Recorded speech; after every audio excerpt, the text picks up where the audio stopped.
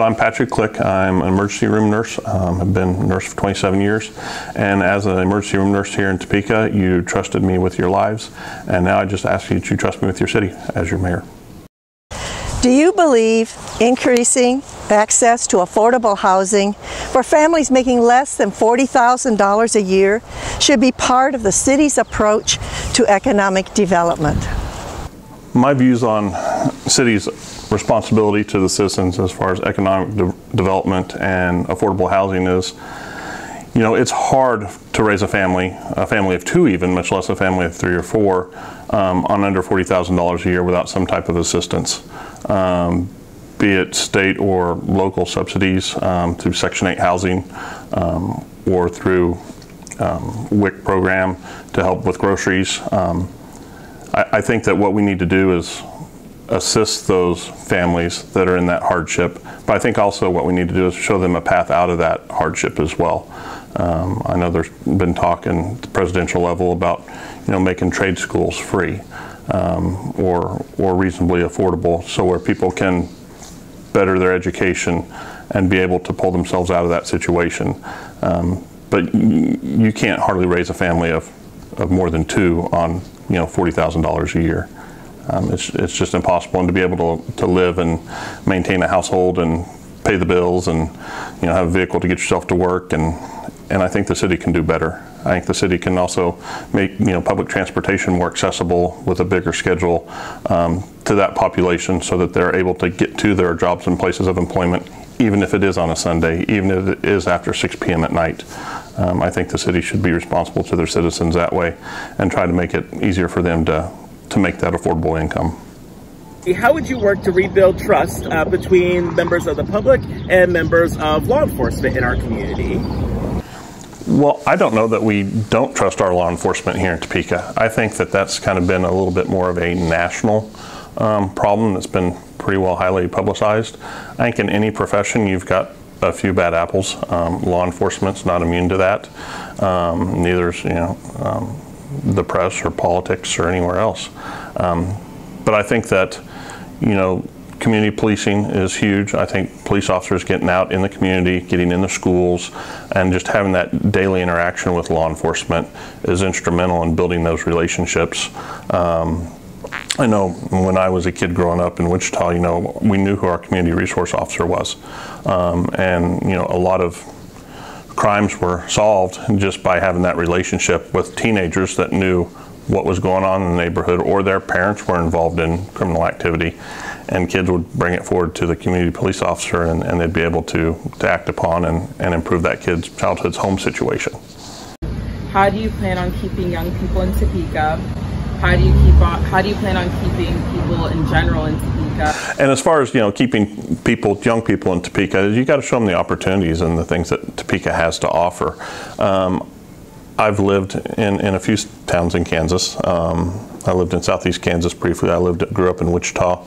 I've been to the East Coast, North Carolina, Akron, Ohio, Massachusetts. Kansas is a good place to live. It's a good cost of living. You've got good jobs. You've got 4 seasons, and some people just don't realize what they have until they're gone. I think that there's certain opportunities in Kansas that we can capitalize on as far as healthcare, access to healthcare. Since we didn't expand Medicaid back with Trump when he was president, I think that hurt Kansas and Kansas hospitals. I think that in turn ended up hurting some of the community members here in Kansas.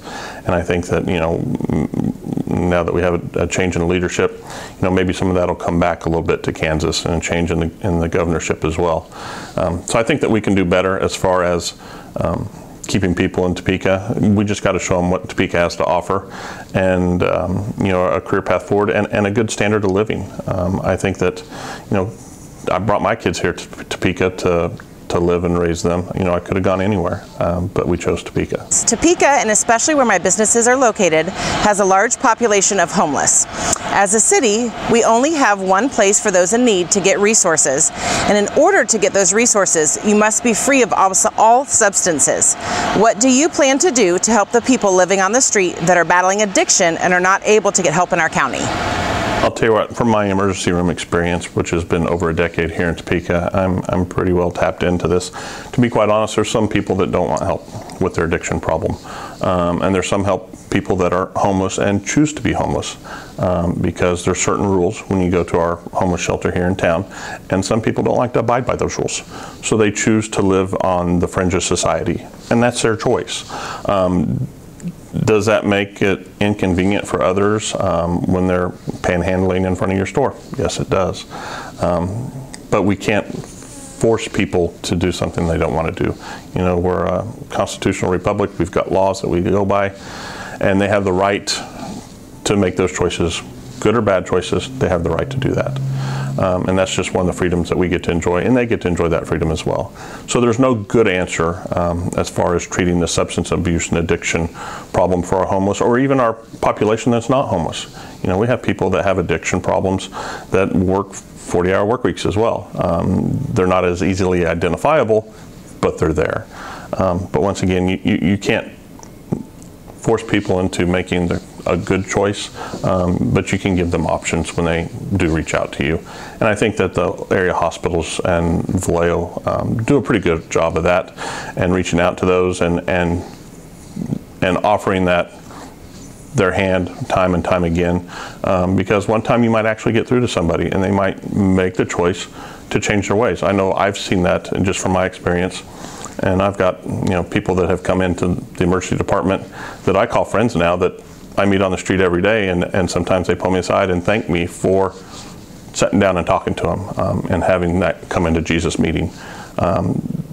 That hard conversation that they may not have had, that finally it hit them at the right time and they had to change their heart and change their lifestyle. The USDA defines food deserts in urban areas as census tracts where much of the population consists of low-income residents and most people live more than 1 mile from a grocery store. Under this definition, the USDA has determined that much of North, Downtown, and East Topeka are food deserts.